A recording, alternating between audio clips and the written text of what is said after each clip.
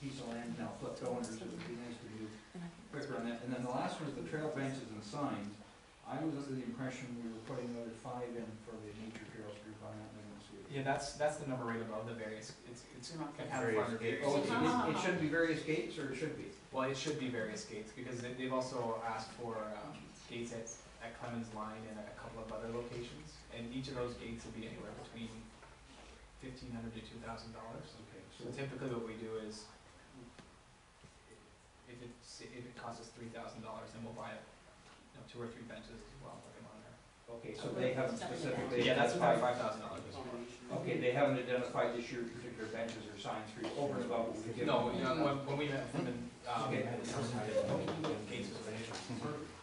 Deputy Mayor Day? Yeah, I'd just like to make a statement that I'm actually quite supportive of extending the Rotary Trail from the Pioneer down to Fort Franks, but I do feel strongly that we need to have one of the service clubs take the lead in that, and just like Rotary has done, obviously, and perhaps that's something that they'd be interested in taking lead on again, and then we would just take a secondary role in that, and perhaps invest in capital expense as opposed to. There's a lot of approvals to get with that, and there's a bridge to cross. It's a lot of work in that process.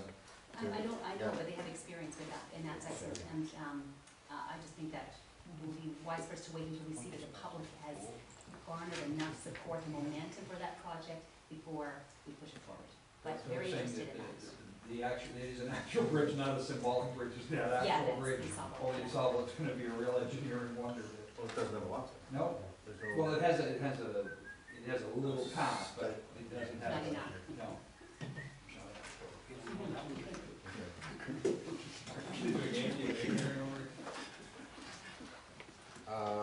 This is mine. First merge. Marywood subdivision, the sidewalk extensions in there, $60,000. Good. Streetlights, Everything good with paint on the highway. 2 crosswalks put in here, and traffic lights, the audible signals for Forest and Grand Bend, 2 locations. I would like to get that in if possible for the accessibility. It's in there. Yeah, I know I see it, but I mean, if we can get the funding as well, it would be good to know. Yeah, we need to pursue that funding. haven't heard back on the funding yet. Okay. Fingers crossed. And then page 13 shows what the reserves will end up. No, 4.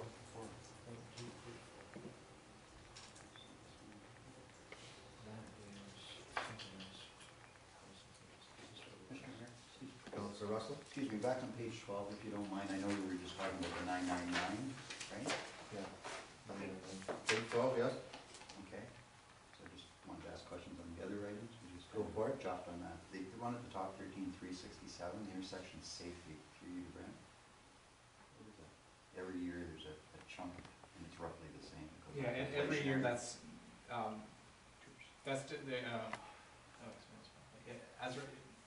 we plan for requests from the community for new streetlights. We assessed against our streetlight policy. Okay, thank you. Okay, so then the one was the crosswalks, Oak and Mill Trails, both this year? Because They're both listed there. I think, I guess I wasn't against it, we got both of them in there because we never made a decision on that, did we? No. Is that correct? That's all that was going No, on. we didn't make a decision. no, council didn't. we referred it to Yeah, budget. you referred it to budget and for staff to prioritize. The Oak Street one, I have concerns that there needs to be some extra work on Oak Street towards the lake.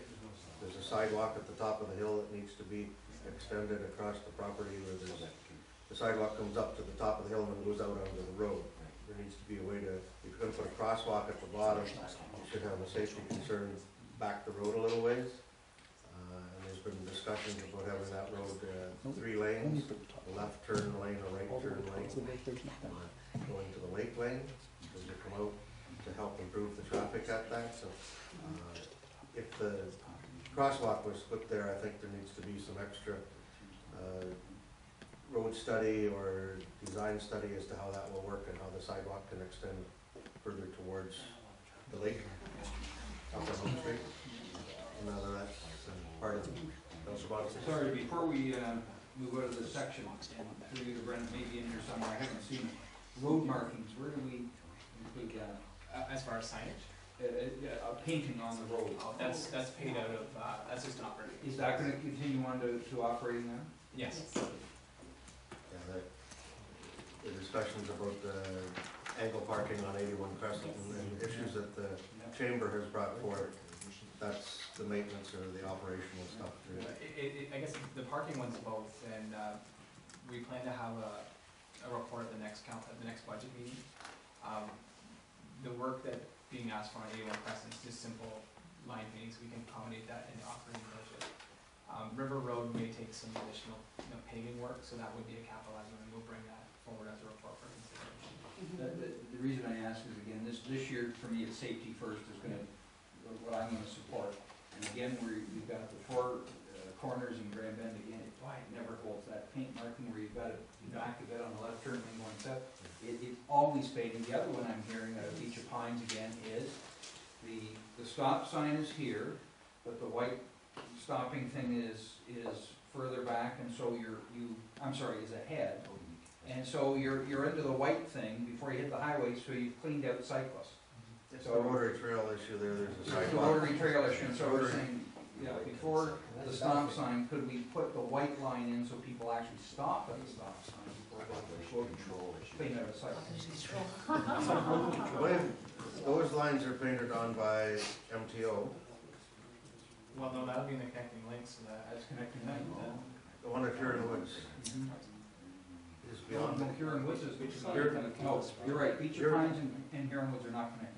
Yeah, they're outside of the connecting link. MTO paints those at the road and they aren't recognizing the rotary trail as a sidewalk. Okay, that's, I can pass that along to them. Yeah. Governor Day? Yeah, through you too, Brent. Since we're on the topic of line painting on River Road and things, I know you're bringing a report back, obviously, which is great. Just wondering, are you going to include some discussion about signage there and a 4-hour limit? Yeah, that'll be That's part of, all all part of the gonna be part of your considerations, yeah. And not to give you too much, I don't want the anticipation for but one of the challenges there right now is making sure that we delineate the parking spaces, Yes. and so that's where paving would be needed so we can actually paint. Otherwise, there's no way to really delineate. Although I would say that I was at a place that was like it was a retail store, garden, outdoor, greenhouse type thing, and they had just put it on to, obviously it's a seasonal thing, you have to repaint it every year, but they had done it, it was effective and it worked, that they painted it. On the gravel, yeah. On the gravel, and And that'll be it's a considered, possibility, that'll be one of if the we wanna alternatives. save some money for now. Okay, thanks. It's like tar and chip that area over top of town with the whole city. Okay.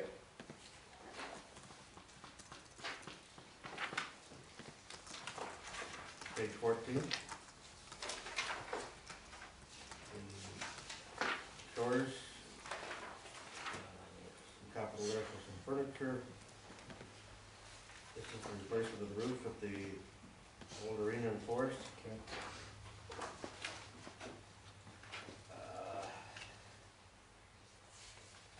The library in Arcona.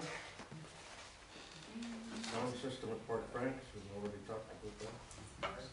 And there's 15,000 in there for the tennis courts at Port Franks to resurface them, presume? And 87,000 in there for pavilion in Port Franks. Is this Governor an Day? appropriate time just to have a discussion about the resurfacing of the other tennis courts and then courts as well?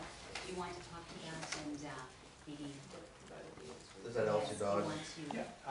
Yeah, so there was a question of if the capital plan was going to include work to resurface the tennis court at Leslie Dodge. That's something we did price last year, and we found it to be in the order of about $100,000 because it's not simple resurface work. It has to, we have to relay actually parts of the surface because it's cracking. And if we compare the work that needs to be done at that location versus what's called for the rec master plan, the rec master plan actually recommends that we demolish that facility and then focus our efforts on White Park. And that's what the current capital plan reflects is, council had asked us to bring forward the capital plan reflecting the master plan, so then that's what we did. So that's Yeah. the